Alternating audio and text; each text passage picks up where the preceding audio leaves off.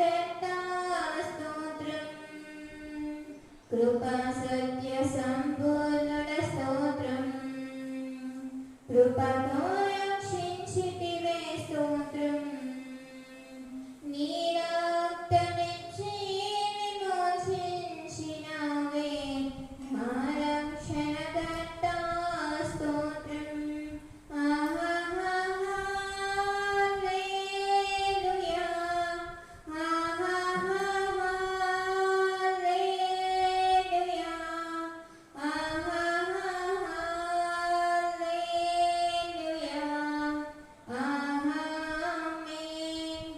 స్తుతులపై ఆసీనుడ స్తోత్రం సంపూర్ణుడాని స్తోత్రం మా ప్రార్థనలను ఆలకించువాడా మా ప్రధాన యాజకుడా స్తోత్రం స్తుతులపై ఆసీనుడ స్తోత్రం సంపూర్ణుడా నీకు స్తోత్రం మా ప్రార్థనలను ఆలకించువాడా మా ప్రధాన యాజకుడా స్తోత్రం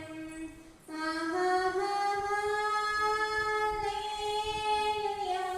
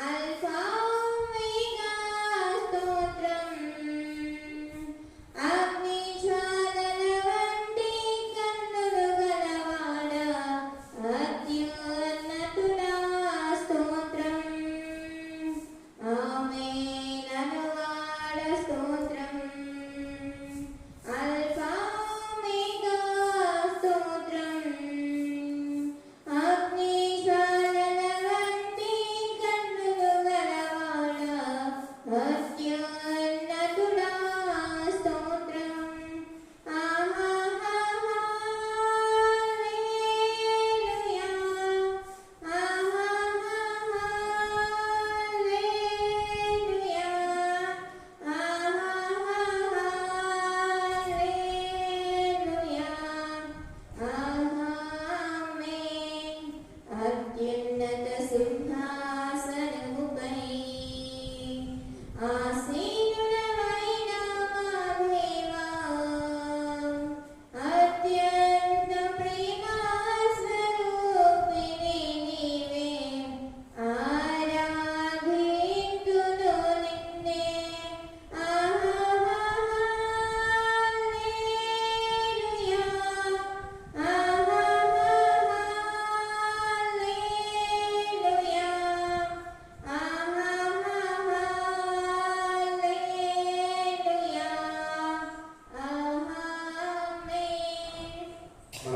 లేచి నిలబడి ఆంధ్ర క్రైస్తవ కీర్తన నుండి 281వ కీర్తన పాడుచు మన ప్రభురాత్రి సంస్కార భజన ఆరాధన ప్రారంభించుకున్నాము.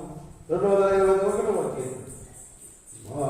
మానవుడవై సకల నరుల మానకనా దోషములను బాపుటకు బలియ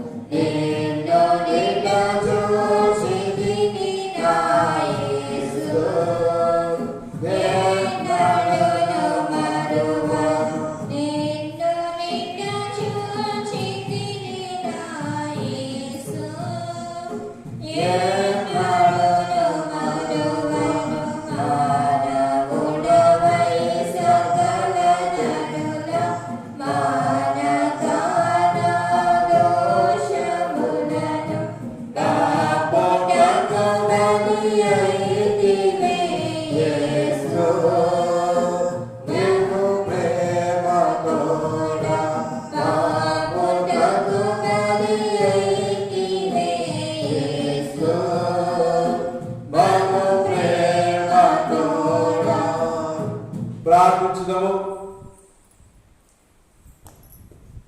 సర్వశక్తి గల దేవా, హృదయములన్నీ నీకు బట్టబయలై కోరికలన్నీ తెలిసేయున్నవి.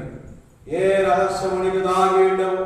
మేము నిన్ను సంపూర్ణముగా ప్రేమించి నీ పరిశుద్ధ నామము నిత్యముగా మహిమపరిచినట్టు నీ పరిశుద్ధాత్మావేశం చేత మా హృదయమందరి తలంపులను మా ప్రభు అయిన క్రీస్తు ద్వారా పవిత్ర పరచుము.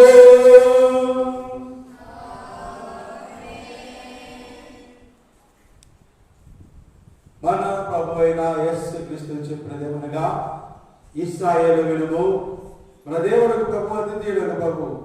నీవు నీ పూర్ణ హృదయంతోనూ నీ పూర్ణ ఆత్మతోనూ నీ పూర్ణ మనస్సుతోనూ నీ పూర్ణ బలముతోనూ నీ దేవుడైన ప్రభువును ప్రేమింపవలెను.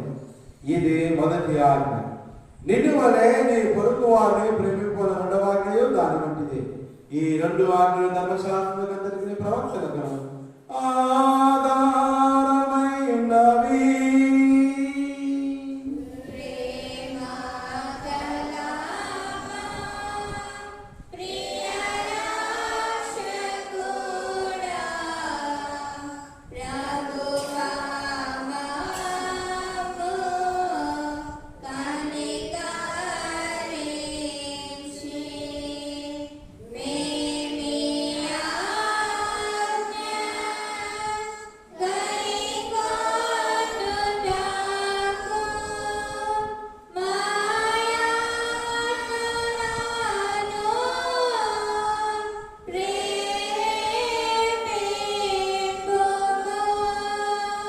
ప్రభు మీకు తోడైండును గాక.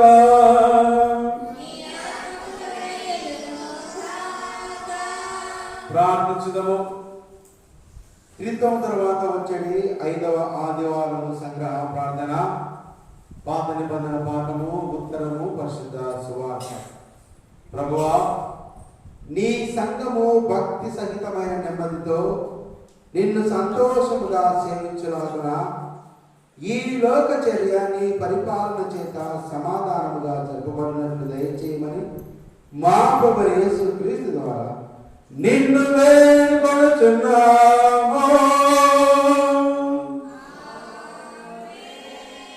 దయచేసి కూర్చోనండి. ఈ దినమునకై ఏర్పాటు చేయబడిన లేఖన భాగంలో మొదటి భాగంగా రాజులు మొదటి గ్రంథము 19వ అధ్యాయము 19 నుండి 21 వచనం.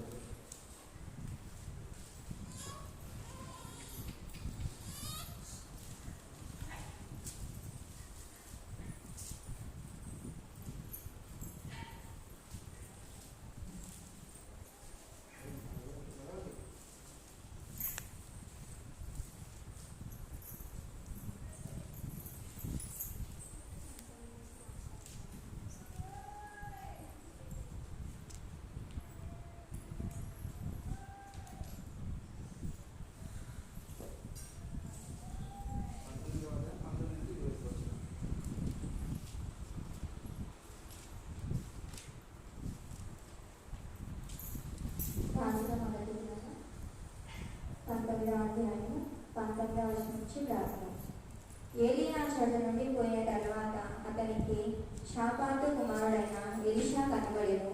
అతడు తన ముందర ఉన్న 12 అరకల ఎడ్ల చేత దుక్కి దున్నించుచు 12వ అరక తాను తోలుచుండెను.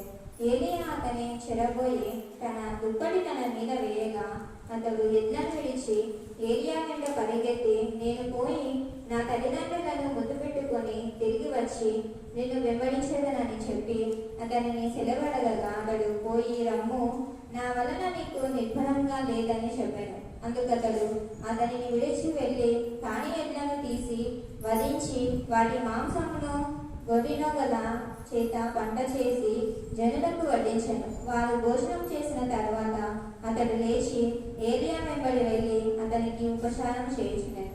మొదట రెండవ పాఠముగా పేతురు రాసిన మొదటి పత్రిక 3వ అధ్యాయము 8వ వచనం నుండి 16వ వచనం. అపోస్తలుడైన పరిశుద్ధ పేతురు పత్రిక రాసిన మొదటి పత్రిక 3వ అధ్యాయము 8వ వచనం నుండి 16వ వచనం.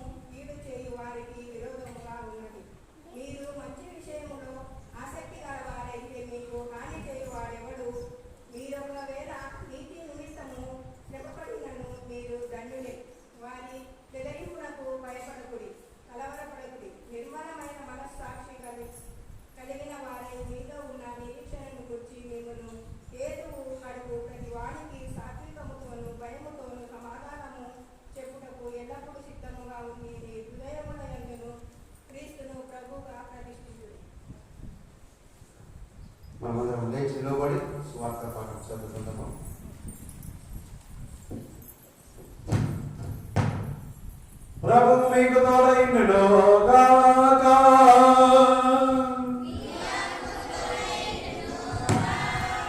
సువార్త, పరిశుద్ధ సువార్త, పరిశుద్ధ లూకా రాసిన పరిశుద్ధ సువార్త 5వ అధ్యాయము 1వ వచనం మొదలుకొని వ్రాసి ఉన్నది.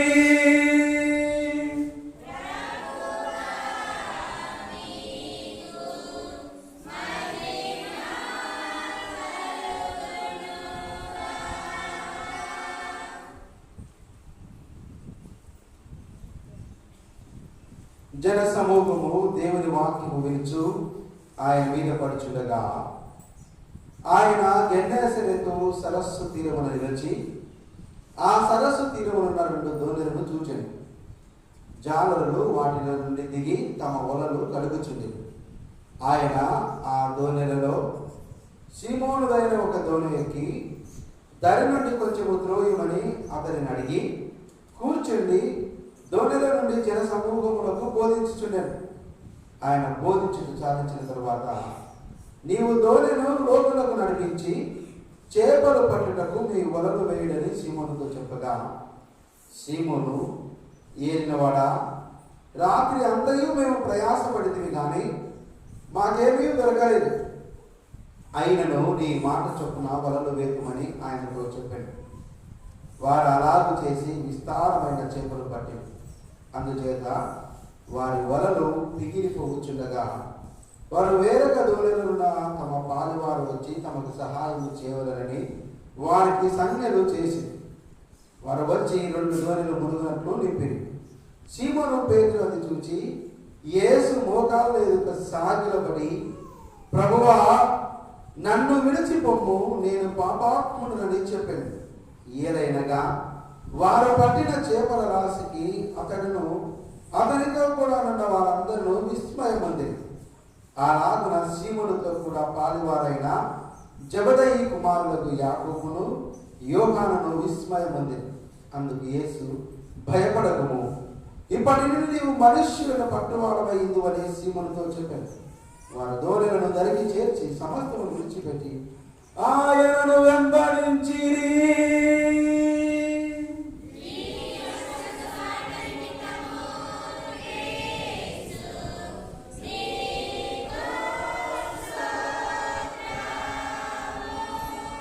పరలోక భూలోకములను దృశ్యాత్మకి సృష్టికర్తయు సర్వశక్తి గల తండ్రి అయిన ఒక్కడే దేవుని నమ్ముచున్నాను. దేవుని ఏక కుమారుడు ఒక్కడే ప్రభువైన యేసుక్రీస్తును నమ్ముచున్నాను. ఆయన అన్ని లోకముల కన్నా ముందు తన తండ్రిని జన్మించిన వాడును, దేవుని నుండి దేవుడును, వేడుక నుండి వేడుకను, నిజమైన దేవుడిని నిజమైన దేవుడును, సృజింపబడక కనిపించిన వాడు, తండ్రితో ఏకత్వం గలవాడనే ఉన్నాడు. సమస్తము ఆయన మూలముగా కలిగిన ఆయన మనుష్యులైన మన కొరకును మన రక్షణ కొరకును పరలోకమును దిగి వచ్చి పరిశుద్ధాత్మ చేత కన్యవలే గర్భంగా అవతారానికి మనుష్యుడాయన.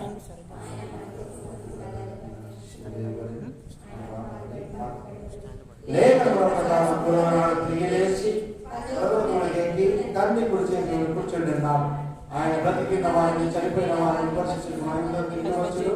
ఆయన రాజ్యములకు అంతము లేదు. పరిశుద్ధాత్మ నమ్ముచున్నాను. ఆయన ప్రభువును జీవనించే వాళ్ళను, తండ్రి నుండి కుమారుని బయలుదేరి వాళ్ళను, తండ్రితో కుమారుతో కూడా ఆరాధింపబడి మహిమ పొందేవాళ్ళను, ప్రవర్తన ద్వారా పడిన వాళ్ళనే ఉన్నారు. మరియు సార్వత్రికులు అపోస్తులు ఒకటే పవిత్ర సంఘం నమ్ముచున్నాను. ఒకటే బాప్తిస్మం పొందుచున్నాను. చనిపోయిన వారి పునరుద్ధారణ కొరకును పరమంతుల జీవం కొరకును ఎదురు చూస్తున్నాను. ఆమేన్. దయచేసి కూర్చునండి.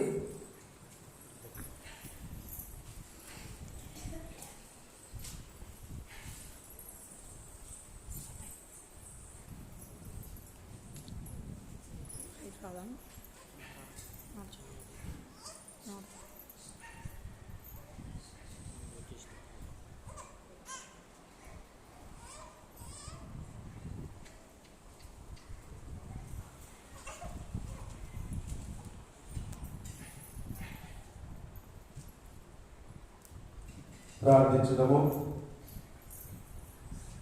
పరిశుద్ధుడా, ప్రేమ కలిగిన మా దేవా, మహోన్నతులైన మా ప్రియ యేసయ్యా, నీ యొక్క ఘనమైన నామమునకు నేను చెల్లిస్తున్నాం. మహోన్నతుడు మా పరమ తండ్రి, దేవా, ఈ పరిశుద్ధ దినమున నీ వాక్యమును ధ్యానించుచుండగా నా విమోచకుడా, నా ఆశ్రయదుర్గమా, నా నోటి మాటలను మా అందరికీ నీ దృష్టికి అంగీకారముగా మలచును. నజరుడైన యేసయ్య పరిశుద్ధనామమున బట్టి దినదినముగా బతిమాలి ప్రార్థించి వేడుకుంటున్నాం పరమ తండ్రి. క్రీస్తునందు ప్రియమైనటువంటి వాళ్ళరా, నేటి ఉదయకాలము ఇటు రీతిగా మనమందరము ప్రభు సన్నిధిలో చేరి దేవుని నామమును ఆరాధించుటకు దేవుడు ఇచ్చిన మహాకృపను బట్టి దేవునికి వందనలు చెల్లించుతూ చేరవచ్చిన మీ అందరికీ ప్రభు యేసుక్రీస్తు నామమున ఈ ఉదయకాల శుభములు వందనలు తెలియజేస్తున్నా. ప్రియమైనటువంటి సంగమా, ఈ దినం క్రితం తర్వాత వచ్చేది 5వ ఆదివారం. మరి ఈ 5వ ఆదివారములకై ఏర్పాటు చేయబడినటువంటి లేఖన భాగములు పాత నిబంధన పాఠముగా రాజులు మొదటి గ్రంథము 19వ అధ్యాయము 19 నుండి 21 వచనములు, అదేవిధముగా పత్రిక పాఠముగా అపొస్తలుడైన పరిశుద్ధ పేతురు భక్తకోటికి రాసిన మొదటి పత్రిక 3వ అధ్యాయము 8వ వచనం నుండి 15 వచనములు, సువార్త పాఠముగా పరిశుద్ధ లూకా సువార్త 5వ అధ్యాయము మొదటి 11 వచనములు చదవగా విన్నాం. ఈ లేఖన భాగమును గమనించినప్పుడు మరి 3 ప్రధానమైనటువంటి విషయాలు మనకు సమమైనవిగా కనబడుతూ ఉన్నాయి. అందులో మొదటిది రాజులు మొదటి గ్రంథము 19వ అధ్యాయము 19వ వచనము చూసినప్పుడు ఏలియా అతడి నుండి పోయిన తర్వాత అతనికి షాపాతు కుమారుడైన ఎలీషా కనబడను. అతడు తన ముందరనున్న 12 అరకల ఎడ్ల చేత దుక్కి దిండించుచు 12వ అరకతో తాను తోడుచుండేది. మంచి వ్యవసాయదారుడైనటువంటి ఎలీషా యొక్క వృత్తి ఏం పని చేస్తున్నాడు? ఎలీషా వ్యవసాయము చేస్తున్నాడు అని అంటే, అనగా వ్యవసాయము అన్నటువంటిది మన మానవాళికి జీవనోపాధి కల్పించేటువంటిదిగా ఉంటాము. ఎందుకనగా మనకు తినడానికి ఏం కావాలా? ఆహారము కావాలి. ఆహారము ఎలా మనం సంపాదించుకుంటాము? వ్యవసాయం చేయడం ద్వారా ఆహారాన్ని పండించుకొని సంపాదించుకొని తినడం జరుగుతూ ఉంటాం. మరి ఇక్కడ వ్యవసాయం చేస్తున్నటువంటి ఎలీషాను పిలుస్తూ ఉంటాం. అదే విధముగా సువార్త పాఠం చూసినప్పుడు యేసుక్రీస్తు ప్రభుల వారు అక్కడ తన శిష్యులతో మాట్లాడచ్చు, అయ్యా రాత్రంతా శ్రమ పడ్డాం, మేము ఫలితం ఏమి రాలేదు, కాబట్టి ఏమి నడిపిస్తా ఉంటాయంటే నా మాట విని ధోరణి మీరు మధ్యలోనికి నడిపించారు. మరి ఎప్పుడైతే ఈ మధ్యలోనికి ధోరణి నడిపిస్తాడో వారు ఆయన మాట చొప్పున ఆయన మాట విన్నప్పుడు వారికి మహా సమృద్ధితో కూడినటువంటి ఫలితము వాళ్ళందరూ కూడా పొందుకోవడం జరిగింది. అదేవిధముగా పేతురు రాసిన మొదటి పత్రిక 3వ అధ్యాయము ఈ 8 నుండి 15 వచనములు మనం గమనించినప్పుడు ఒక పేతురు భక్తుడు చెప్తా ఉన్నాడు. మనం 3వ అధ్యాయము 8 నుండి 15 వచనంలో, తుదకు మీరందరూ ఏక మనస్కులై ఒకరి సుఖ దుఃఖముల యందు ఒకరు పాలుపడి సహోదర ప్రేమ గల వాడు కరుణాచిత్తులను వినయ మనస్కున్నై ఉండుడి. అయ్యా, ప్రతి వారము సంఘంగా కూడుకుంటున్నారు, ప్రతి దినము కూడా మీరు ఆయన సహవాసంలో జీవిస్తున్నారు. కాబట్టి తుదకు మీరందరూ ఏక మనస్కులై ఉన్నారు, ఒకే మనస్సు. మనందరినీ ఒకటే మనస్సు. ఏమి ఆ మనస్సు? Love your neighbour. నిన్ను వలె నీ పొరుగువారిని ప్రేమించు. ఎవరు మన పొరుగువారు? మన సహోదరులు. మన సహోదరులను ప్రేమించాలి. అంతగా మాత్రమే కాకుండా ఒకరి సుఖ దుఃఖములలో ఒకరు పాలు పంపులు పొందుకోవాలి. ఎప్పటి నుంచో వస్తా ఉన్నది సాంప్రదాయం. పక్కింట్లో చావైనా పెళ్ళైనా అందరము కూడుకొని వారితో ఓదార్స్తున్నాము, వారితో సంతోషిస్తున్నాము. ఎందుకు? కారణమేమి? సహోదర బిల్లి గ్రామం చెప్తారు. బిల్లి గ్రామం గారు మాట చెప్తారు. ఏమంటున్నారంటే దేవుని వాక్యం గురించి, బైబిల్ అనేటువంటిది it's a great love story. ప్రేమ కలిగినటువంటి కథతో కూడుకున్నటువంటిది బైబిల్ గ్రంథం. అందరికీ కూడా పరిశుద్ధ గ్రంథంలో ఉన్నది అంతా ఆయన ప్రేమనే. ఈ ప్రేమలో సుఖం ఉంది, సంతోషం ఉంది, దుఃఖం ఉంది. అన్ని రకాల ఎమోషన్స్ తో కూడుకున్నటువంటిదే ఈ ప్రేమ గ్రంథం అనే బిలి గ్రంథం. అందుకొరకే అందులో సహోదర ప్రేమ కూడా ఒక భాగం. అందుకొరకే తుదకు మీరందరూ ఏక మనస్కులై ఉండి ఒకరి సుఖ దుఃఖంలో ఒకరు పాలు పొందుకోవాలి.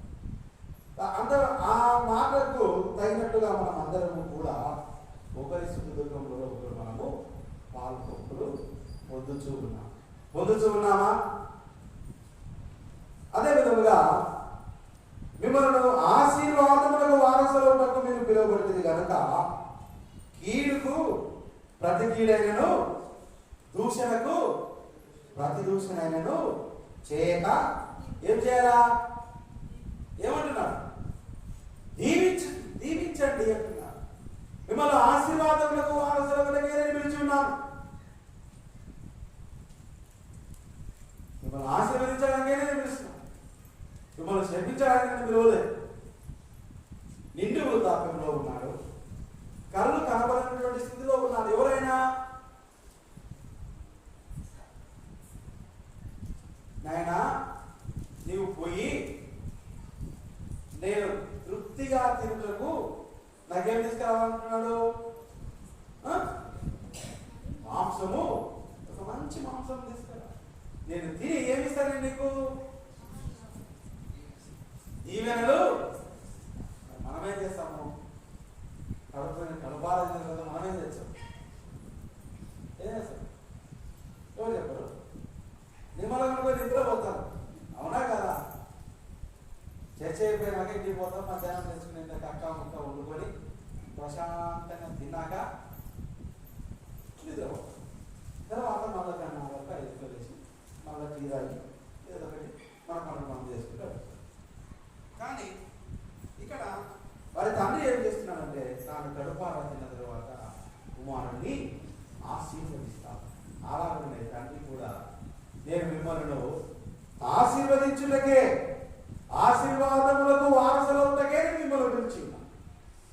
కాబట్టి మీరు కీడుకు ప్రతి కీడైనను దూషణకు ప్రతి దూషణైనను చేయవద్దు. వారిని దూషించక ద్వేషించక వారిని ఏం చేయాలా? జీవించండి అని దేవుని వాక్యం సెలవిస్తా ఉంటారు. ప్రేమైన సంగమా, ఈ మాట దేవుడు ఎందుకు మనతో మాట్లాడుతున్నాడు అంటే, ఎప్పుడైతే ఈ ఆశీర్వాదం అనేది నువ్వు పొందుకుంటావో, నీవు ఆశీర్వాదంగా మార్చబడిన తర్వాత నీవు ఇతరులకు ఆశీర్వాదకరంగా మార్చబడతావు. నీవు ఇతరులను ఆశీర్వదించువాడిగా ఉంటావు. వెనెవర్ యు ట్రాన్స్ఫిగరేషన్, నీవు ఎప్పుడైతే మార్పు చెందుతావో నీ మార్పును ఇతరులకు నీవు చూపిస్తావు. ఇది అక్కడ ఉన్నటువంటి విషయం. సో కాబట్టి ఈ నువ్వు మార్పు చెందిన వాడికి తిరిగి మరలా ఎక్కడికి వెళ్ళవు? నీ పాత జీవితానికి. అలాగే మనం ధనవంతులం అవుతాం. ఏదో ఏదో ఒక విధంగా బాగా డబ్బులు సంపాదించుకుంటే ఒక మంచి పెద్ద ఇల్లు కట్టిన తర్వాత ఒకప్పుడు మనము నివసించిన పూరిపాక నుడకల మంచం ఆ రోజు వరకు మనం అనుకుంటామా? చెప్పండి, వెళ్తామా దానికి? నుడకలు నువ్వు అనుకుంటే ఏమవుతుంది? ఇప్పుడు ఏమైతే మనకి ఎప్పుడో పోతాయి. ఇప్పుడేం తెలియదు అనుకుంటున్నాము, గడ్డి మీద పడుతున్నాం. అంటే నీవు దీనికే అలవాటు పడ్డావు, తిరిగి మరలా వైపు అలాగునని నీవు ఆశీర్వదించబడినప్పుడు ఇతరులు నీవు ఆశీర్వదించాలి. అంతేగాని వాళ్ళను కీడుకు ప్రతి కీడు కానీ దూషణకు ప్రతి దూషణ కానీ చేయకని వాడిని దూషించాలని ఈ 3 విషయాలు మనకు ఈ దినం బోధిస్తాం. మరి ఈ విషయం అన్నింటినీ మనము పరిశోధించిన తర్వాత మొదటగా మనకు కనబడుతున్నటువంటిది ఏమిటంటే యేసు స్వామి పరిచయం. యేసు స్వామి ఆయన సువార్త పరిచర్య చేస్తా ఉన్నాడు. తన శిష్యులకు అందరినీ ఆయన శిష్యులను ఏర్పరచక మునుపు ఆయన బోధిస్తూ తిరుగుతా ఉన్నాడు. లూకా సువార్త 1వ అధ్యాయము 5వ అధ్యాయము 1వ వచనం. జన సమూహము దేవుని వాక్యము వినుచు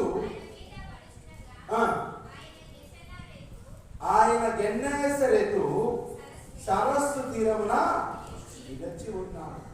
గెన్నేసరెతు అనేటువంటి సరస్సు ఆ ప్రాంతంలో యేసు స్వామి వెళ్తా ఉన్నాడు. ఈ గెన్నేసరెతు అనేటువంటి ప్రాంతం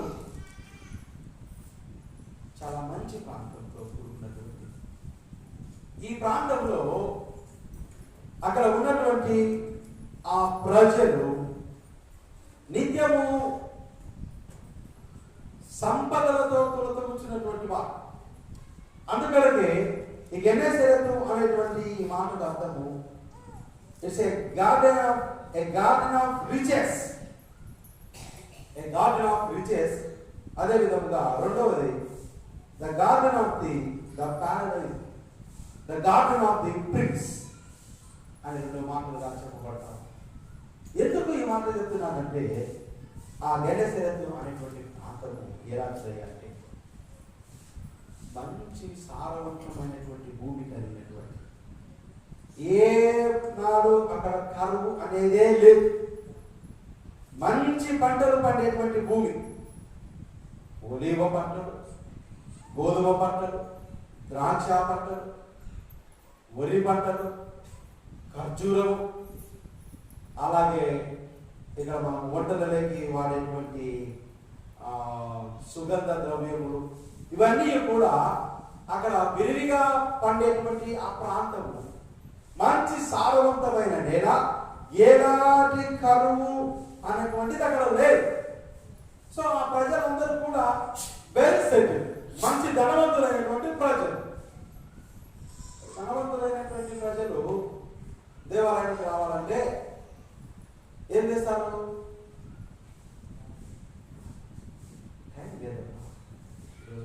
చర్చి పోవాలి. పాపం ఎవరో ఒకరు చెప్తారు, నా అలాంటి 10 రోజులు ఒకరు పోదారు, మీరు ఊరికి అట్లా వచ్చిపోయినా సార్ చేస్తారని అంటారా? సరే లాస్ట్ ఒక 10 నిమిషాలు ఇచ్చుకో అంటే డబ్బు అధికమయ్యే కొద్ది మనకు ఏ సార్తో మాట్లాడేంత సమయం కూడా ఉండదు. సో కాబట్టి ఆ లాగున ఉన్నటువంటి ఆ ప్రజలు కానీ ఇక్కడ యేసు స్వామి బోధ వినడానికి తండోపతండాలుగా వస్తారు. ఎందుకనగా ఆయనను గూర్చి ఎరిగినటువంటి వాడు, ఆయన మాటలు విన్నటువంటి వాడు, ఆయన మాటలు వినడానికి వేగిన పరుగు వస్తా ఉన్నాడు. ఈ ప్రాంతము దీని గురించి అనేక చోట్ల రాయబడతా ఉన్నారు. యెహోషువ వాక్యము 19వ అధ్యాయం 35వ వచనంలో దీని మాటల గురించి రాయబడతారు. ఈ గణేశరథ తీరమున యేసు స్వామి ఆయన బోధించడానికి వచ్చినప్పుడు ఇంకా ప్రయాణం అయిపోవాలని వస్తాం. కానీ అక్కడ 2 దోణులు కనబడినప్పుడు ఆ ప్రజలందరినీ చూసిన ఆ యేసు స్వామి ఒక దోణికి కూర్చొని మాట్లాడతారు. ఆయన దోణి ఎక్కి సముద్రంలో దోణి ఎక్కి ఒడ్డున కూర్చొని మాట్లాడతాం. అది ఒడ్డున అంటే ఒడ్డుకు దగ్గరలో ఆ దోణి ఉంది. ఆ దోణి మీద ఆయన కూర్చొని మాట్లాడతారు. మరి ఈనాడు మనము సువార్త బోధించాలంటే ఏమైతుంది? ఏం కావాలి? మనం సువార్త పెట్టాలంటే సువార్త సభలు పెట్టాలా, ఒక పెద్ద స్టేజ్ వేయాలా, దానికి ఒక లక్షల రూపాయలు పెట్టి లైటింగ్ వేయాలా, డెకరేషన్ చేయాలా, ఏ సమయం పోమండదు. ఒకవేళ రైన పెద్ద బోధకుడు అయితే ఏ సమయం పోమంటే ఎవరు పోమంటుంది? నా బొమ్మ వేస్తారు పెద్దది. నేను ఒక బొమ్మ క్యాన్సర్ వేసుకొని నేను కాళ్ళు చేయం 50 కేసులో చెప్పినట్టు ఉంటాను. అంటే నేటి కాలంలో అంటున్నానని కాదు, కానీ వాక్యములకు మనము వాక్యం వదిలిపెట్టాం. ఎవరు పట్టుకున్నాము? వాక్యము చెప్పడంలో పట్టుకుంటున్నాం మనం. వాక్యము ఆది ఎందు వాక్యము లేదు. వాక్యము ఆ వాక్యం ఏమైంది కదా? ఎవరు దేవుడు ఇక్కడ? ఎవరు దేవుడు అంటున్నాడు? ఎవరిని దేవుడు అంటున్నాడు? వాక్యము దేవుడు. మరి ఇప్పుడు దేవుడు ఎవరైపోయినారు? వాక్యము బోధించుతున్న వారు దేవుడు అయిపోతా ఉన్నారు. మరి యేసు స్వామి ఆయన చెప్తున్నాడు, నేను వాక్యము వచ్చానయా, ఆయన కూడా ఉన్నాడు, నేను దేవుడి నుండి వచ్చిన వాక్యం, నన్ను నమ్మండి అయ్యా. అంటే మనమే చేస్తున్నాము, దేవుణ్ణి వాక్యమును వదిలివేసి వాక్య కర్తను మనము ప్రేమ చేస్తాము. ఎందుకంటే గత వారంలో కూడా చెప్తున్నాం, సృష్టికర్తను మరచి సృష్టిని పూజిస్తూ ఉన్నాం. ప్రియమైనటువంటి సంగమా, ఈ దినాన నీవు ఏ స్థితిలో ఉన్నావు? నీవు వాక్యాన్ని ప్రేమిస్తున్నావా? వాక్యమును ప్రేమించే వారిని ప్రేమిస్తూ ఉన్నావు. ఈ విషయాలు జ్ఞాపకం ఉంచుకోవలసిన అవసరత ఉంటాం. ఇక రాజుల మొదటి గ్రంథము 19వ అధ్యాయము 19వ అధ్యాయము అక్కడ జరుగుతున్నది ఏమి?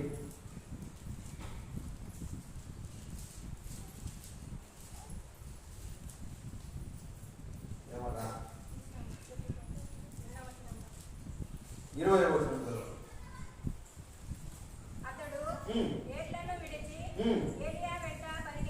ఏలియా వెంట పరిగెత్తి నేను పోయి నా తల్లిదండ్రులను ముద్దు పెట్టుకొని తిరిగి వచ్చి నిన్ను వెంబడించదనని చెప్పి అతని స్థిరపడగా అతడు పోయిరము, నా వలన నీకు నిర్బంధము లేదని చెప్పాడు.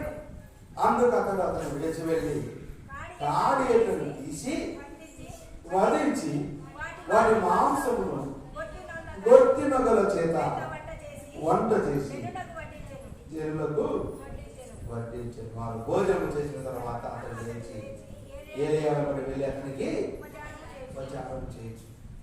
ఏలియా భక్తుడు ప్రవక్త ఏలియా ఎలీషాను చూస్తూ ఉన్నాడు. ఎలీషాను చూస్తూ ఎలీషాను పిలుస్తూ ఉన్నాడు. ఈ 3 విషయాలు, ఈ 2 విషయాలు మనం చూసినప్పుడు యేసు స్వామి శిష్యులతో మాట్లాడినది కానీ ఏలియా ఎలీషాతో మాట్లాడినది 2 చూసినప్పుడు దేవుని పిలుపు ఎలా ఉంటుంది, దేవుని పిలుపుకు లోబడిన వారము ఎలా ఉండాలి అన్నటువంటి విషయాలు మనకి ఇక్కడ కనబడతాం. మొదటగా ఎలీషా యొక్క జీవితం చూసుకున్నప్పుడు ఎలీషా ఎన్ని అరకల చేతులు తిరుగుతున్నాడు? 12 అరకల చేతులు తిరుగుతా ఉన్నాడు. ఎంత గొప్పవాడు అంటే, ఎంత పెద్ద ఆసామి అంటాడు. మనము ఒక్క జత ఎత్తులు దాకాకనే ఏమవుతారు? సుమారుగా మామి అది తెచ్చాకనే మన కాకే సాల్ అవుతారు. ఆ ఎత్తుకు రోజు పైకి అడగాల, దాన్ని పొలం పట్టుకోవాలా. అంటే మనము కేవలం 2 ఎట్లనే మనం చేయలేకపోతే ఆ దినాల్లో 12 అరకల ఎట్లను 11 పని మనుషులు దొరుకుతా ఉన్నారు. 12వ అరకను ఈయన నడిపిస్తాడు. ఎలీషాను చూసినటువంటి ఏలియా ప్రవక్త, నీవు నన్ను వెంబడించు ఉంటావు. దైవజనుడు పోయి నన్ను వెంబడంటే పోతామా? ఏం చెప్తావు? మాకు పని లేదు బాబు, నువ్వు పోయి రాపో. కాదన్నా, వాళ్ళు ఎవరో పాత చూసిన వాళ్ళ ఇల్లు నాకు తెలియదంటే ఆ మూలకు పోయి పక్కకు సందులేడు బాబు, అది ఎవరైనా చెప్తారు పో, నువ్వు రాకూడదేమన్నా. ఏది బాబు, నాకు పని చెప్పు. ఏది ఇల్లు చూపించడానికి సేవకుడు అడిగినప్పుడు అలాంటిది సేవకుడు నాయన నా అమ్మడి నాన్న నువ్వు సంచి చేసుకొని రా, మీ అమ్మ మీ నాన్నతో పని లేదంటే ఏమంటావు? ప్రాజెక్టులో బాబు మాకేం పని పనులు లేదా, మాకు మధ్యలో వెళ్ళే పనులు, నీకంటే ఏం పని లేదు కాబట్టి దేవుని సేవకంగా వచ్చినాం. ఎన్నో పనులు ఉన్నాయి మాకు. పైగా ఆ దేవుని సేవ చేయాలంటే మనకు కొంచెం భయం. ఎందుకు? దేవుని సేవకు పోతే ఏం చేయకూడదు, మనకి ఇష్టమైనవి అన్ని కూడా మనము విడిచిపెట్టాలి. దాంట్లో నెంబర్ 1 సినిమాలు చూడకూడదు, సీరియళ్ళు చూడకూడదు, సినిమా పాటలు వినకూడదు, సినిమా పాటలు పాడకూడదు.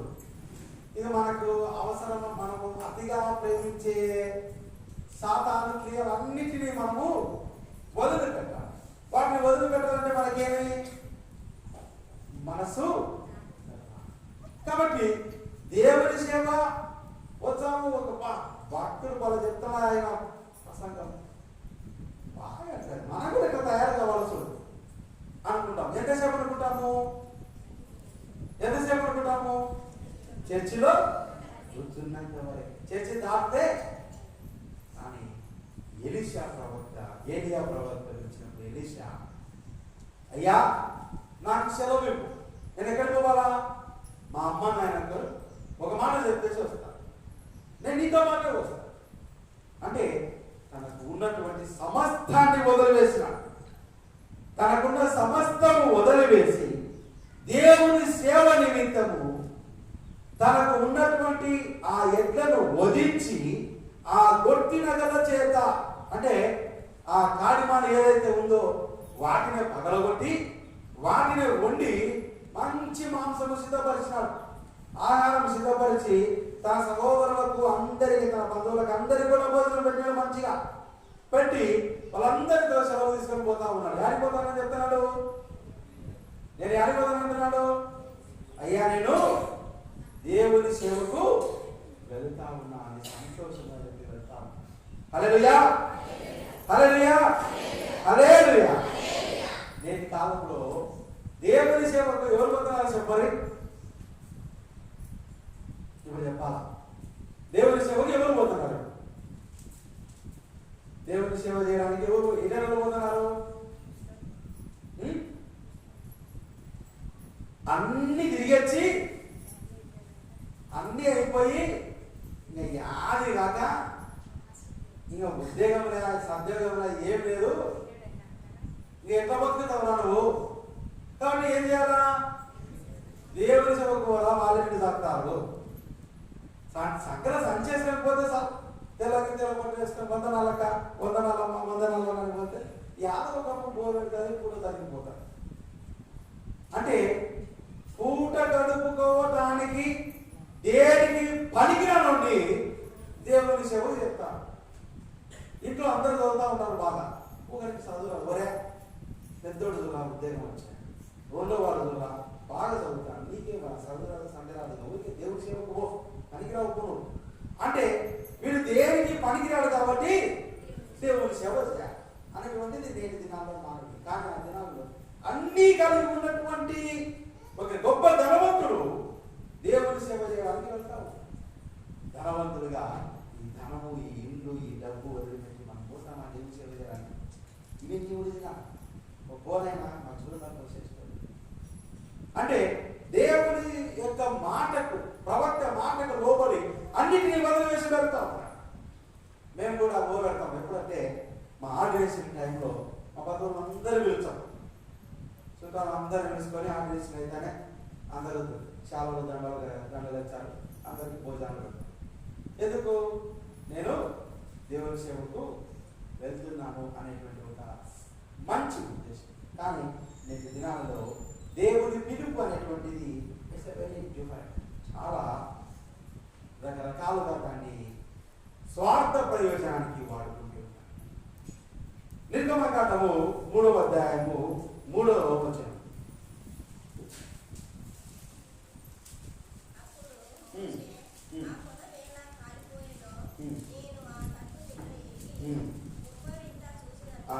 పదవ వచనం, 11వ వచనం.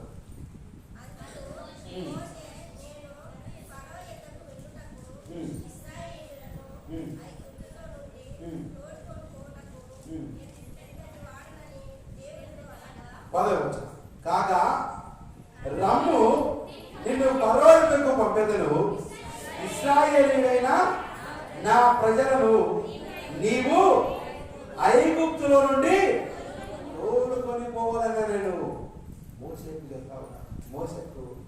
మోసేకు వచ్చినటువంటి పిలుపు, మోసేకు వచ్చిన పిలుపు ఏమయ్యా అంటే ఏం చేయాలంటున్నాడు? నీవు ఐగుప్తులో ఉన్న ఇశ్రాయేలు ప్రజలను యాడికి తీసుకుపోవాలా? ఏమి లేక 10వ నా ప్రజలను నీవు ఐగుప్తులో నుండి తోడుకొని పోవాలని నేను. చాలా, నువ్వు ఐగుప్తులో నా ప్రజలను తోడుకొని పోవాలా. మోసేను ఏ ఉద్దేశంతో పిలుస్తున్నాడు అంటే నీవు ఐగుప్తులో ఉన్న నా ప్రజలు నీవు బయటకి తోడుకొని పోవాలి. ఇది దేవుని యొక్క ప్రణాళిక. ఎవరి జీవితం ఎడలా? మోసే జీవితం ఎడలా దేవుడు కలిగి ఉంటాడు. ప్రియమైనటువంటి సంగమా, దేవుడు ప్రతి ఒక్కరిని కూడా ఆయన స్వరము చేత పిలుచుకుంటాడు. అంతేగాని మనం దానికి పనికి రాము, దేదానికి రా అక్కడికి రాకపోతే లాస్ట్కు దేవుని సేవకు అనేటువంటి అభిప్రాయం. దేవుని సేవ ఎంతో సవాలుతో కూడుకుంటుంది. పనిపోతాం. ఒక దినానికి కూలి ఎంత? మన దినం కూలి ఒక 500 రూపాయలు మన దినం కూలి అనుకున్నాం. ఎన్ని గంటలు పని చేయాలా? 8 గంటలు. ఆ 8 గంటల్లో మనం ఏ మాత్రము ఏమరొకటుకు గురి కాదు. మనం ఏమి కొంచెం నిర్లక్ష్యం చేసినా ఓనర్ ఏం చేశారు? మనలో తీసేస్తాడు, ఇంటికి వెళ్ళకపోయినా. కానీ దేవుని సేవ కూడా అంతకు మించి జాగ్రత్తగా చేయవలసింది. ఎంతో నీతి, నిజాయితీ, ఖచ్చితత్వంతో కూడుకున్నటువంటి.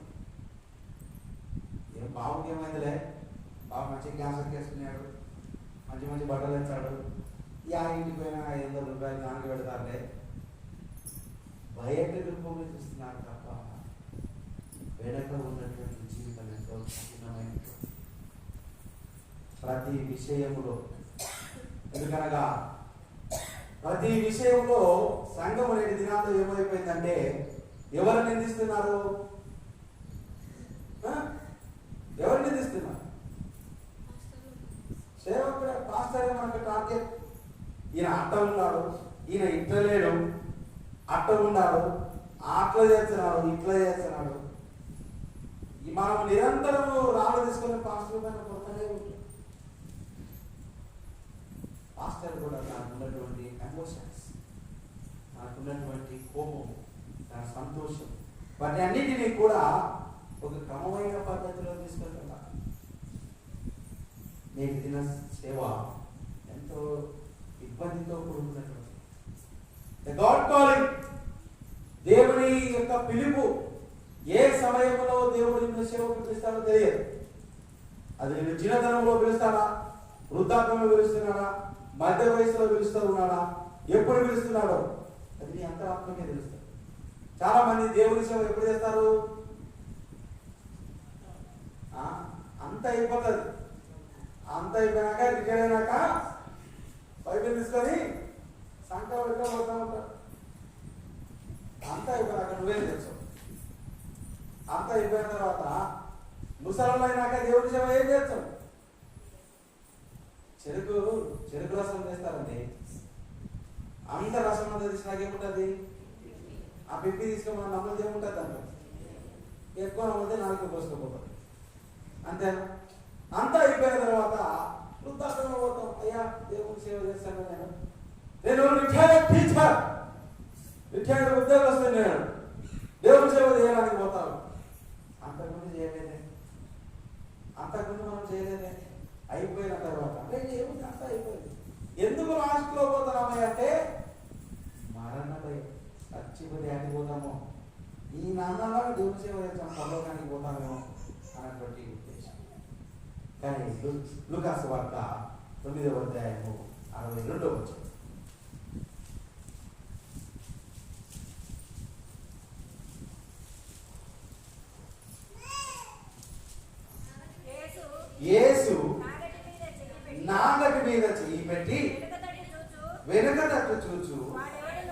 వాడెవడను దేవుని రాజ్యములకు పాత్రుడు కాదని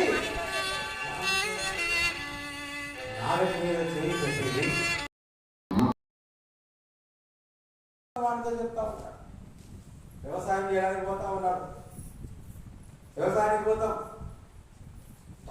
ఎండ పెడుతుందిలే, ఏం దున్నుతాంలే, ఎండ ఎక్కువ పెడుతుందిలే, ఏం విధంగా వచ్చాంలే, చలి పెడుతుందిలే, వాన పడుతుందిలే, ఏం సేద్యం చేస్తాంలే అని పోయిన వాళ్ళు వెనక్కి వచ్చి ఏమవుతుంది?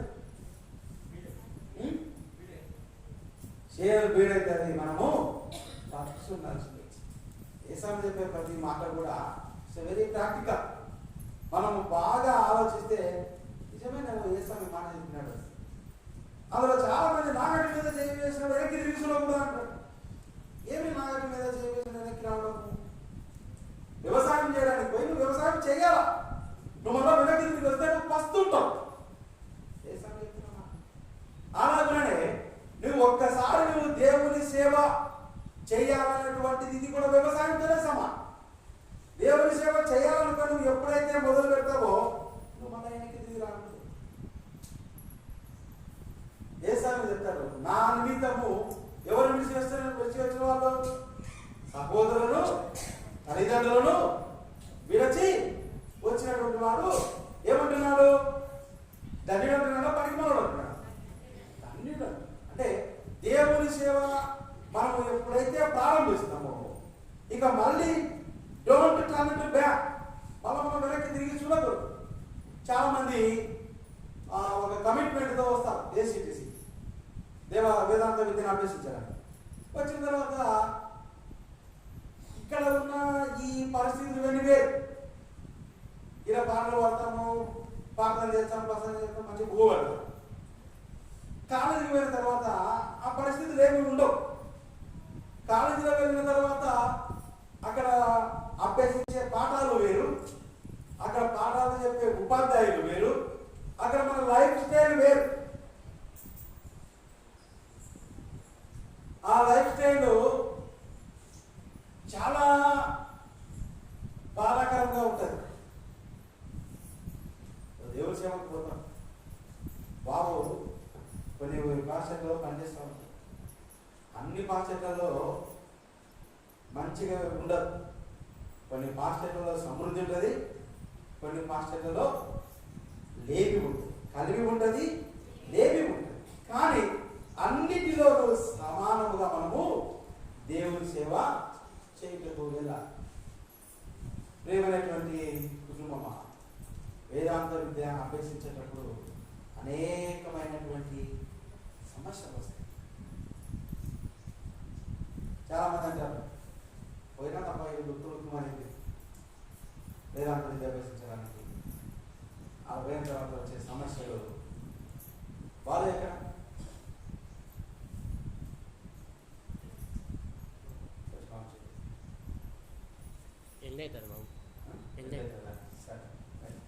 అయితే వేదాంత విద్య అభ్యసించేటప్పుడు మనము ఈడ ఉన్న జీవితం వేరు. ఇంట్లో అమ్మ కమ్మగా ఉండి పెడతారు, ఆ ఇంటికి పోయినా మంచి భోజనం పెట్టారు. ఆడిపోయిన తర్వాత ఆ హాస్టల్ ఆ పరిస్థితులు ఆ పెట్టే అన్నం లేదు. ఆడిపోయిన తర్వాత దొడ్డు బియ్యం పెడతారు. పోయిన తర్వాత మేము ఫస్ట్ కాలేజీలో చేరాం. కాలేజీలో చేరిన తర్వాత రాత్రి భోజనం పెట్టారు. రాత్రి భోజనం పెట్టి స్టోర్ బియ్యం ఉంటాయి కదా, అవి ఇంకా బాగుంటాయి. ఆ అన్నం పెట్టి ఇంకేంటి అన్నం పెట్టిందని తర్వాత కొంచెం మసాలా వాసన వచ్చాయి. తీసినాడు కుక్కర్ వేసేటప్పుడు ఏ అంటే హిట్టు అని అంటే నాకు అర్థం కాదు. హిట్టు అంటే ఏం రాయడు అని. మేము కాలేజీలో మాట్లాడే మాట ఏమంటే దట్టు అంటే అబ్రాహం ఎద్దు మాంసం. హిట్టు అంటే ఏమి కోడి పంది మాంసం. హిట్టు అంటే వద్దులేనైనా ఇది నువ్వే తినరా, మళ్ళీ ఏముంది మాకు ఇది తినకంటే ఇది స్టార్ట్. అప్పుడు అనుకున్నాం, ఆ రోజు తినుకున్నాం ఏమి సేవ ఇది, ఎందుకు వచ్చినా మన భయం మనం ఏంటి, మనము తినే తిండి ఏమి, ఇలా పెట్టే తిండి ఏమి, పైగా హాస్టల్లో 2 ఇనుప మంచాలు ఉంటాయి. ఆ కిటికీలు ఉంటాయి కానీ కిటికీలకు తలుపులు దాంట్లో అద్దాలు వెళ్ళిపోయింది. దోమలు వస్తాయి, చలిగాలి వస్తుంది, అన్ని రకాలైనటువంటి ఇది ఉంటుంది. వీటికి అన్నిటికీ ఓర్చుకొని బతకాల. పైగా అన్నిళ్ళు మంచిగా ఉండవు. ఆ దినాల్లో ఏసీ తీసిలో నీళ్ళు తాగిన వాళ్ళకి అందరికీ కూడా ఏదో ఒక అనారోగ్య సమస్య. ఇవి మాత్రమే కాదు, ఇంకా ఇంటికాల కుటుంబం, ఇంటికాల దిగులు, ఇవన్నీ కాకుండా మనం ఫీజు కట్టాలా, కాలేజీ ఫీజు కట్టాలా, బుక్కులు కొనుక్కాలా. బుక్ కొనుక్కునే 1000 రూపాయలకి తక్కువ బుక్ ఉంటారు. చాలా మంది అనుకుంటూ ఉంటారు, బాబుకి నేను మచ్చు సంపాదించుకొచ్చుకుని వెళ్ళండి. నేను సంపాదించేది ఇంటికాల వీళ్ళని పీడించి డబ్బులు లేకపోతే వాళ్ళని అడిగి వీళ్ళని అడిగి ఇదే సమస్యలే. ఇన్ని సమస్యలు ఎదుర్కొని వీటన్నిటి మధ్య చదువుకొని బయటికి రావాలి. ఇవి మాత్రమే కాకుండా మళ్ళా ప్రతి శనివారము ఇళ్ళ పంపడం. శనివారం ఉదయం పొద్దున్నే శ్రమదానం ఉంటుంది. 10 నుంచి 10 పొద్దున్నే 6:30కి స్టార్ట్ అవుతుంది. 6:30 నుంచి 10 గంటల వరకు చేయాలి. అంతా గడ్డి దోకాల, అంతా శుభ్రం చేయాలి. క్యాంపస్ అంతా అయిపోయినాక లాస్ట్ చిన్న వీధితో పూరిలో ఒక 45 పెడతారు. ఆ పూరిలో ఏమవుతాయి, ఇంత పర్సనాలిటీలకు 50కి అవుతాయి. 50కి సరిపో మళ్ళీ పెట్టుకోవాల్సిందే. మళ్ళీ బయట పోయి తిరిగి నిర్మలంగా రావాలి. సో ఇలాంటి అనేక కష్టాలు పడి వచ్చిన తర్వాత ఇంతగా డిగ్రీ పట్టాలు పుచ్చుకొని వీడికి వచ్చి మళ్ళీ మళ్ళీ ప్రాక్టికల్ వర్క్ చేయాలి. గురువుల కింద గురువు ఆడిపోయి రమ్మంటే పోవాలా, అధ్యాయం అంటే ఇది తేవాలా, ఆ పని చేయమంటే ఆ పని చేయాలి, ఈ పని చేయాలి, ఈ పని చేయాలి, ప్రార్థన చేసినామంటే ప్రార్థన చేసినాం. అంతా అయిపోయిన తర్వాత గురువు పట్టాభిషేకం చేసుకుని వచ్చిన తర్వాత ఈ వేదాంతం మేము చెప్తామంటే మాకు ఎప్పుడు రాడు. ఆయన బాగా చెప్తాను ప్రసంగం, మాకు నువ్వే చెప్తావు పోయా, ఈ ప్రసంగం కాదు మాకు. అన్న మాకు చేతులు ఇచ్చే బాగా కాదు, ఆ అన్న చెప్తే బాగుంటుంది. మాకు ఏం కావాలి, మేమేమైపోవాలా అంటే సేవలో ఉన్నటువంటి ఈ కష్టాలు ఇలాంటివి కొంతమంది భరించలేక మధ్యలోనే కోర్సు చదవకుండా బయటకు వచ్చిన చాలా మంది. అలాగే వచ్చినటువంటి వారి జీవితాలు మధ్యలోనే చాలా ఇబ్బందులు ఉన్నాయి. ఇవన్నీ ఒక ఇదికైతే సంఘంలోనికి వచ్చిన తర్వాత ఈ పరిచయంలో ఉన్నటువంటి గురువల్ల అబ్బో ఉండేవాడు. గోస ఐజేయపల్లి విషయబంధంలో పనిచేసేటప్పుడు పెద్ద ఆయన ఈజ్ ఎ వెరీ స్ట్రిక్ట్. గోసలు చాలా కఠినాత్మలు ఉంటారు. చాలా నీతి నిజాయితీ ఖచ్చితత్వం కలిగిన వాళ్ళు చాలా మంది. సో పెద్ద మంచి ఒప్పుకోలేదు. ఆ నిద్రపోతా ఉంటే రాత్రి పూట వచ్చి అనుకుంటుపోయారు. చాలా దెబ్బ తగిలింది, రక్తం కారింది, కట్టు. ఎవడైతే ఆయన కొట్టినాడో కరెక్ట్ వాళ్ళందరూ పిచ్చోడే బయట తింటాం. అంటే దేవుని సేవకులను నిందించేటువంటి వారు, హింసించేటువంటి వారు వీరందరూ కూడా రుద్రవరంలో జరిగిన ఒక సంఘటన ఏమిటంటే దాసరి మైకేల్ మనోహర్ పెళ్లి చేసుకున్నది కూడా చనిపోయారు. చిన్నమల పక్కన పెళ్లి చేసుకున్నది బహుశా తెలిసే ఉంటుంది. ఎవరైనా ఆర్మీ విజయరాజు బాబు ఆయన రుద్రవరంలో గురువుకు ఇల్లు కట్టుకోవాలని పునాది చేస్తామంటే అఫ్కోర్స్ ఆ సమయంలో నేను కూడా ఏం జరిగింది అంటే ఏదో మాట్లాడినట్టు వచ్చి బాబు మీదకి షిఫ్ట్ అయ్యాను. కానీ ఆ ఫలితము నేను ఆ కుటుంబం కోరుకోవడం, బిడ్డను కోరుకోవడం. నాకు మంచి ధనవంతుడు, ఆ దినాల్లోనే అందరికీ కొట్టాలు ఉన్నటువంటి కాలంలోనే మంచి గ్రానైట్ ఏసీలు పెట్టుకున్నాడు. మంచి నాయకుడు, మంచి మ్యూజిషియన్, తబలా సూర్యబాబు అంతకంటే బాగుంటారు ఆయన. అంత సంగీత విద్వాంసుడు. కానీ దేవుడి సేవకుని వల్ల ఆయన చేసిన అద్భుతం వల్ల ఆయన చనిపోయాడు, ఆయన భార్య చనిపోయింది, కుటుంబం అందరూ కూడా ప్రేమ సంగమా. అభిషేకం పరిచర్యలో అభిషేకం పొందినటువంటి వాడు ఆయన ఎటువంటి వాడైనా మనకు అనవసరం. ఆయన ఎలా ఉన్నానో మనకు అనవసరం. ఇస్తారు వాళ్ళకు? ఎన్ని వంతులు ఇస్తారు? 200 శిక్ష సేవకులు. కాబట్టి నీవు ఏమి వారి గురించి అనవసరం లేదు. చేతనైతే వారి కొరకు ఏం చేయాలి? మనము ఈ అభిషేక పరిచయలు అనేకమైనటువంటి విషయాలు. అందుకొరకే కొంతమంది సేవలో గురువు అయినాక కూడా మాకు ఈ గ్రూప్ అని అవుతుంది రాజీనామా చేసి వెళ్తున్నారు. అంటే వచ్చేటువంటి ఈ ప్రెజర్స్, ఈ శోధనలు తట్టుకోలేకపోయేటువంటి అది సేఫ్ టైం. అఫ్కోర్స్ ఈరోజు నాది కూడా మొట్టమొదటి ఎలక్షన్స్, ఎన్నికలు రేపు ఈరోజు సుమేన్ నగర్లో పిలిచి పోతే మొదలవుతుంది. ప్రార్థన అయిపోతుంది చేయాలి. అంటే ఇవన్నీ కూడా it's a part of service. ఇవన్నీ కూడా మన సేవలో భాగం. వీటన్నిటినీ కూడా మనము శ్రమపాలలో అన్నిటికీ ప్రాముఖ్యత తీసుకుంటూ వెళ్తా ఉంటాం. నాతో శాత కాదని నువ్వు ఎప్పుడైతే వెనక్కిపోతావో నీవు అక్కడ ఏమైపోయినట్టు? You are fail, you are not a success. నువ్వు విజయం సాధించినటువంటి వాడి కాదు. దేవుని సేవ ఇట్స్ నాట్ ఏ ఆర్డినరీ. దేవుని సేవ అనేటువంటిది అంత సులభమైనటువంటిది కాదు. ఒక పూట అన్నం తింటాం, ఒక పూట ఖర్చుంటాం, ఎన్నో సమస్యలు, ఎన్నో ఇబ్బందులు. ఒకే చోట పెద్ద కానుక రావాలని చెప్పారు. ఒక చోట కానుక పెడతారు, ఒక చోట కానుక పెట్టారు. కానీ మన యొక్క గురి ఏమి? దేవుని సేవ. దేవుని సేవలోకి వచ్చినప్పుడు మనకు అవన్నీ అనవసరం. నీవు నీకు ఇచ్చినటువంటి సేవ చేయాలి. అందుకే నేను ఎప్పుడు కూడా ఒక మాట అనుకుంటా ఉంటాను. ఈ వయసులో దేవుని సేవకు వచ్చిన మనకున్నటువంటి ఈ గ్రామంలో ఇప్పుడే చేయాలా సేవ. నువ్వు వయసులో లేకపోతే మనము సేవ చేయలేదు. పెద్ద మనుషులు అంటే ఈ వయసులో కూడా అనంత పనులు చేస్తాను. వాళ్ళు తినే తిండి వేరు, మేము తినే తిండి వేరు. అంటే దేవుని సేవ అనేటువంటిది నిక్కచ్చిగా, నిజాయితీగా 100% మనము జరిగించాలి. ఇది నాగటి మీద చేయి వేసి వెనక్కి తిరిగి చూడకూడదు. తిమోతిలకు రాసిన పత్రిక 2వ పత్రిక 1వ వచనం. తిమోతి రాసిన 2వ పత్రిక 3వ అధ్యాయం 1వ వచనం. ఏమలా? 2వ పత్రిక 3వ అధ్యాయం 1వ వచనం.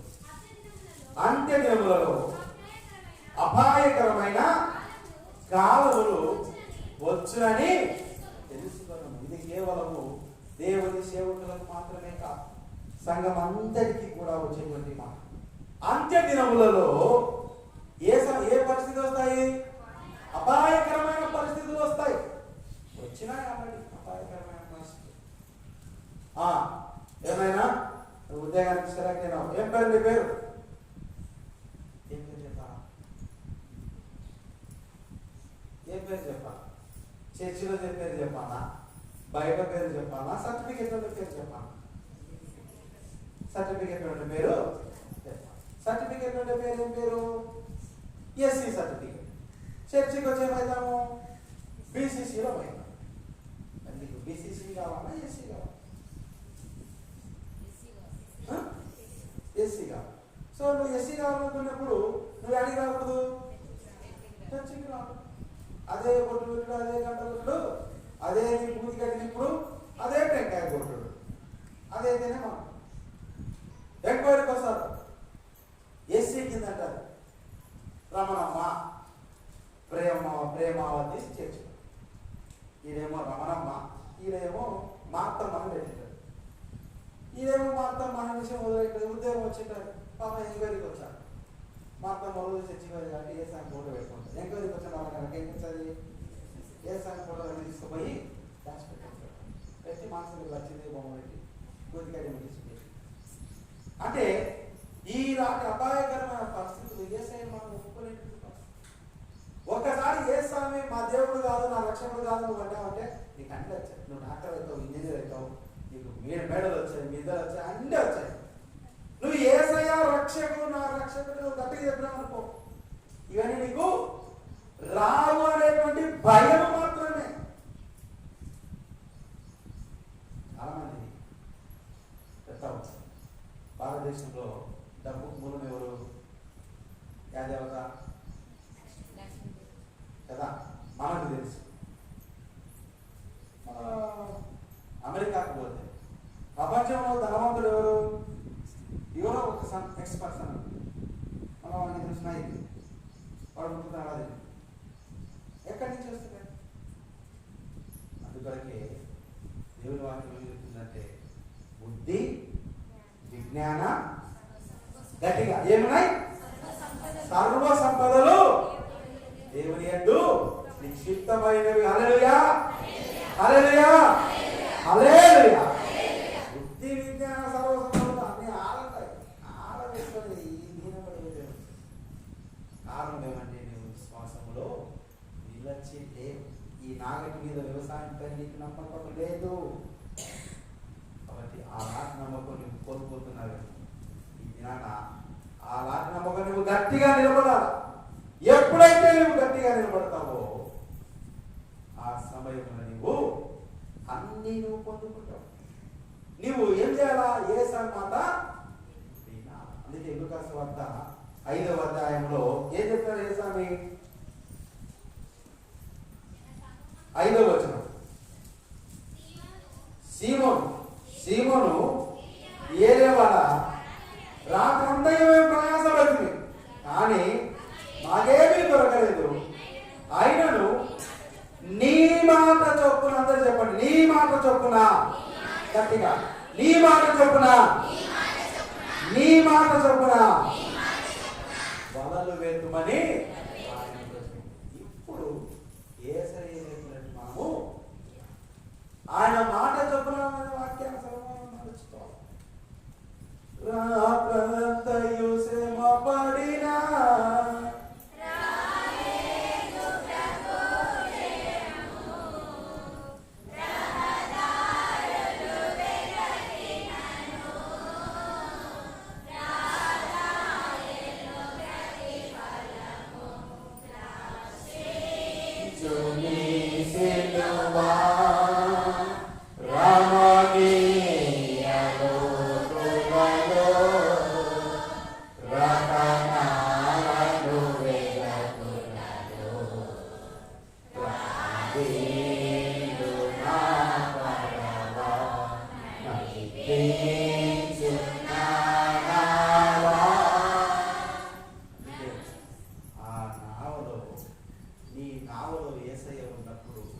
వారు విస్తారమైన చేపలు పట్టినారు.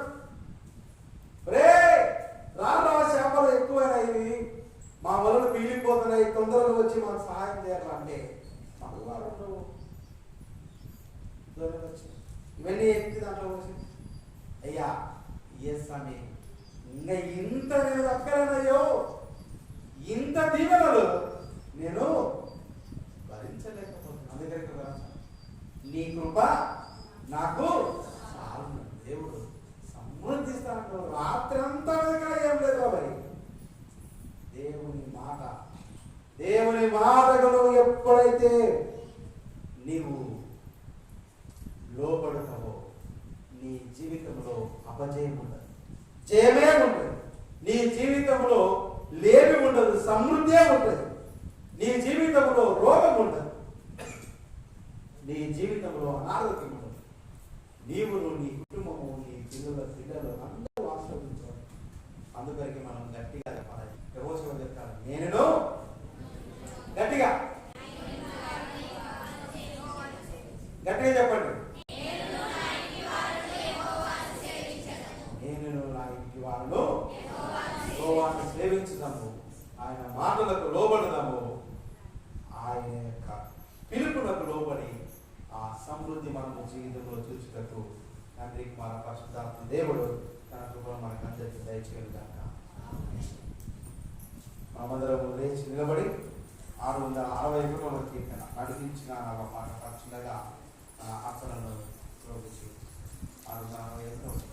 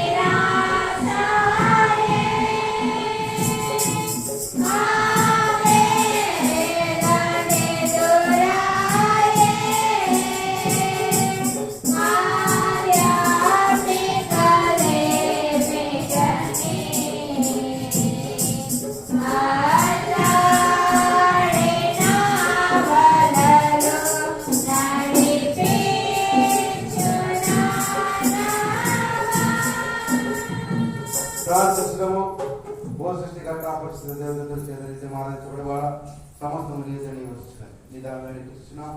మేము నీ పరిశుద్ధ ఫలితం మేము చెల్లిస్తున్నటువంటి ఈ కానుకలను అర్పణలను వారితో పాటు దేవమైన సేవకై నీకు సమర్పించమని అంగీకరించమని మా ప్రభువు యేసుక్రీస్తు ద్వారా రెండు వేడుకొచ్చున్నాము. ఆమేన్. ప్రార్థించడం దయచేసి మోకరించండి. సర్వశక్తి గల దేవము పరలోక తండ్రి నిజంగా పరిస్థితులు నిజంగా మోసిన కొరకు మా స్వభావం ధరించిన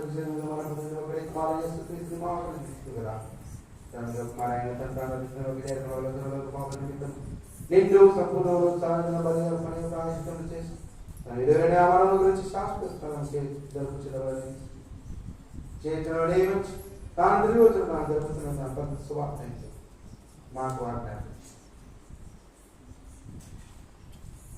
ఆయన అప్పగింపబడిన ఆరాధ్యందు రొట్టె పట్టుకొని నీకు స్తోత్రం చేసి దాని గురించి తన శిష్యులకు తీసుకొని తినని ఇది కొరకు ఏర్పరిచిన ఆశ్చర్యం అది జ్ఞాపకం చేసుకోవడకై దీన్ని చేయలేని చెప్పాను. ఆ ప్రకారమే భోజనం పిమ్మట ఆయన గిన్నె పట్టుకొని స్తోత్రం చేసి దాని వారికి ఇచ్చి ఈలోకి మీరందరూ తాగు, ఇది పాప పరిహారం కలుగుతుంది మీ కొరకు అనేక కొరకు చిందింపబడిన కొత్త నిబంధన జ్ఞాపకం చేసుకుంటే దీన్ని చేయడానికి చెప్పాను. మన రక్షణ చేయమని ఆజ్ఞాపించి మనకు నేర్పిన ప్రాంతంలో ధైర్యంతో చెప్పుదాము.